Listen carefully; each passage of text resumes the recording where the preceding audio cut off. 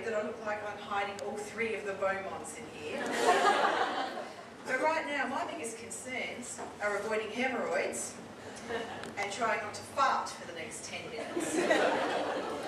What a great crowd we have here tonight. There's so many of you. This is very exciting. I haven't stood in front of this many people since my last rent tribunal.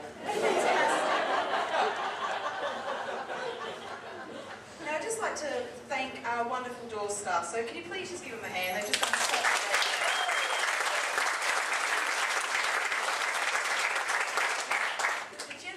Actually my husband, and I want you to be very nice to him because he did have a little bit of a disappointment this afternoon. I told him that for the Fringe I'd be doing a live show with a dirty hot blonde and a lesbian, and I don't think this is quite what he had in mind. Anyway, thank you very much. My name is Deb Bland. Yeah. Not the greatest name for comedy, is it? It's my husband's name and I took it, sober. My maiden name was Buttfuck. So I guess Bland really was the lesser of 2 evils. And you think having a surname like Bland sucks. My middle name is Leanne.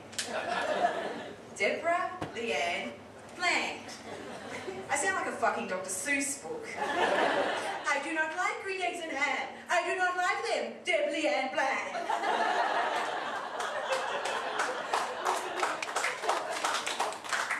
Now, in case you're wondering, I'm Aboriginal. My mum is Aboriginal and my dad is English, which explains why I'm constantly whinging about the price of petrol.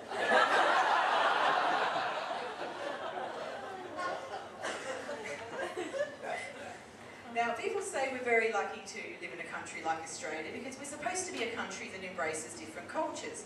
But you know, that's not entirely true. There's a lot of racism out there, and being Aboriginal, I've experienced such racism firsthand. And it's usually those fucking slopes and wogs that are the worst. But you know what the best thing about being Aboriginal is? No one accuses us of still on their jobs. A real unfair thing people say is that Aboriginal people drink way too much. But I ask you this, if you knew that you'd be eating witchetty grubs out of a bowl made out of a wombat's ass, what many fucking drinks would you have? Now, speaking of alcoholism, my mother-in-law is Scottish, and finally we've learned to negotiate on family issues. Now, when my husband and I got married, she requested that he wear a ceremonial kilt. And I said that was fine, as long as I could walk down the aisle wearing a loincloth, topless, and carrying a spear. But you know, it wasn't until I suggested that the ceremony be held in Victoria Square that idea was just solved. But you know, I just love my in-laws, because they're here.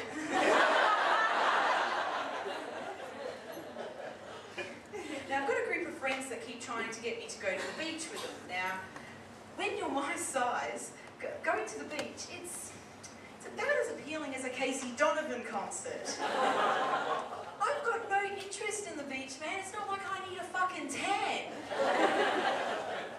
You know, I make fun of Casey Donovan, but it's only because I just get sick of people telling me that I resemble her. Yeah, I mean, okay, I can see some similarities. We're both Aboriginal, you know, both kind of large girls, and neither one of us has done fuck all with a singing career. But speaking of Australian Idol, is anyone else getting sick of seeing Marsha Hines every time they turn on the television? I mean, yeah, right. There's Marsha and her ads for diabetes awareness, Marsha and her ads for diabetes for breast cancer awareness, and ads for her AIDS awareness. Marsha, Marsha, Marsha! But you know what? She's a good-looking woman, man. She's got it, and she flaunts that fucking good on her. I mean, I totally respect that. But what I don't respect is women who wear low-cut, revealing tops, obviously for attention, and yet piss and moan when men won't maintain eye contact with them. Come on, ladies. I'm with the men on this one. If the rack is on display, it's there to be looked at. I mean, right, yeah. I just don't understand. I don't understand why women get so offended. I mean, I'm so starved for attention. I get pissed off at men. Don't stare at my tits when they talk to me. Excuse me, will you try and focus? My tits are down here. Nothing makes me prouder than being able to say that joke while my dad's in the audience. But, you know, Marsha and Casey have both inspired me musically. I've decided that I'm going to learn to play a musical instrument. Now, my brother's a guitarist and my husband's a bass player, so, you know, obvious choice. Didgeridoo! Now, I can't even spell the fucking word. And trust me, if I could blow on something long and hard for long periods of time, I wouldn't be working in a call centre. I'd be the manager of a call centre.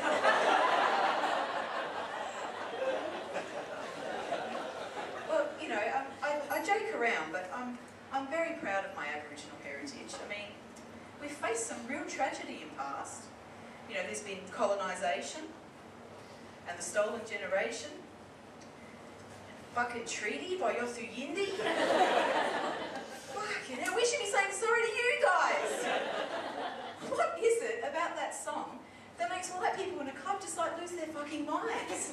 I'd be in a club and treaty would come on and there was always this group of people who felt it was their duty to come and dance around me just to show me how with it they were and how understanding they were of Aboriginal culture. Anyway, the song would come on, and this is exactly what I would see coming toward me.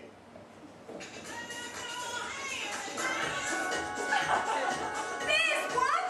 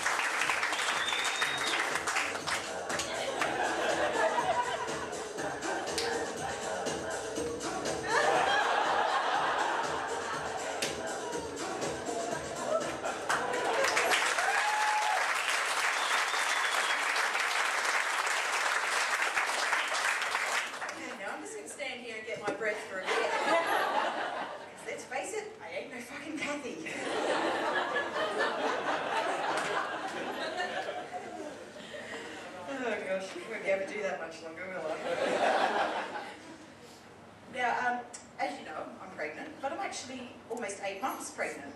Woo! Thank you, I was nothing, no, trust me, it really was nothing. You know, words just can't describe the wonderful feeling of having something so tiny moving around inside you.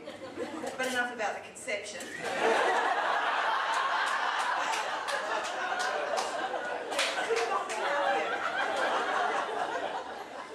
Long time before I have another one, hey?